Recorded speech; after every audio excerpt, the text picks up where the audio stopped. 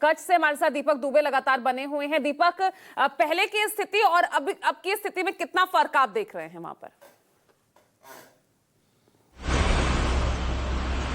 जी, आपको बताएं कि सीज फायर का जिस तरह से पाकिस्तान की तरफ से उल्लंघन किया गया है, तो कच्छ में भी साफ तौर पर यहाँ पर कई ड्रोन देखे गए थे और इस बात की पुष्टि यहाँ के जो स्थानिक अधिकारी हैं उन्होंने की थी। और इसके साथ साथ गुजरात के गृह मंत्री हर्ष सांघवी ने रात तक यहाँ पर अधिकारियों के साथ बैठक की है। कच्छ हो या फिर भुज का इलाका हो, इन सभी जगहों पर ब्लैकआउट कर दिया गया था। हालांकि जब सीज फायर को लेकर दोनों देशों में सहमति बन गई थी, उसके बाद चाहे वो द्वारका शहर हो या फिर कच्छ हो, बनासकांठा हो और इसके साथ साथ पाटन का इलाका हो, सभी जगहों पर ब्लैकआउट हटा दिया गया था। लेकिन जब सीज फायर का उल्लंघन किया गया और कच्छ में कई ड्रोन देखे गए आसमान में उड़ते हुए और इसकी सूचना जब प्रशासन को मिली, उसी दौरान प्रशासन की तरफ से एहतियातन कच्छ हो, भुज हो, द्वारका हो, बनासकांठा हो, इन सभी जगहों पर ब्लैकआउट एक बार फिर से कर दिया गया।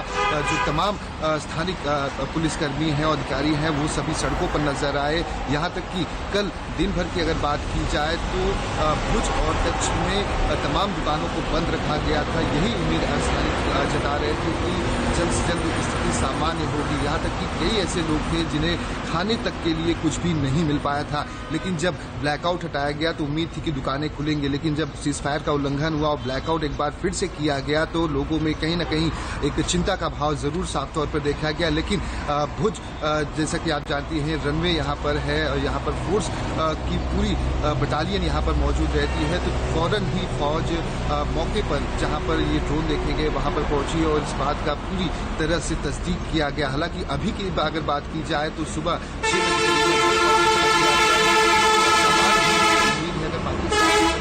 6 बजे कर एक बार फिर से नहीं की जाती है, क्योंकि आपको बताएं कि शनिवार की सुबह की अगर बात की जाए तो यहाँ पर एक ड्रोन मार गिराया गया था। उसे भी जो फोर्स है उन्होंने अपने कब्जे में लिया और हालांकि इस पूरे मामले की जांच की जा रही है। लेकिन रात को जिस तरह से सीज फायर का उल्लंघन हुआ और ड्रोन कई देखे गए, इस बात की पुष्टि यहाँ के स्थानिक अधिकारी और गृह मंत्री हर्ष सांघवी ने की। हर्ष सांघवी ने साफ तौर पर कहा है कि तमाम जो पुलिसकर्मी हैं और जो स्थानिक जिला प्रशासन से जुड़े हुए लोग हैं वो अलर्ट पर रहे, लोगों को चिंता का भाव लोगों के अंदर ना आ पाए, सभी प्रकार की सुरक्षा के मद्देनजर यहाँ पर उनका ख्याल रखा जाए। यहाँ तक कि सिविल डिफेंस से जुड़े हुए जो लोग थे, जो भी गाड़ियां सड़कों पर नजर आ रही थी, जो हेडलाइट चालू करके रात को चल रहे थे, उनकी गाड़ियों की लाइटों को बंद कराया गया, पेपर और टेप से उनकी हेडलाइट तो फिलहाल शांति बनी हुई है, खासतौर से जब विदेश मंत्रालय की तरफ से साफ तौर पर कहा गया कि इस तरह से यहां पाकिस्तान की तरफ से सीज फायर का उल्लंघन अनाउंसमेंट के बाद भी किया जा रहा है। बहुत बहुत शुक्रिया आप सभी का इस तमाम जानकारी के लिए।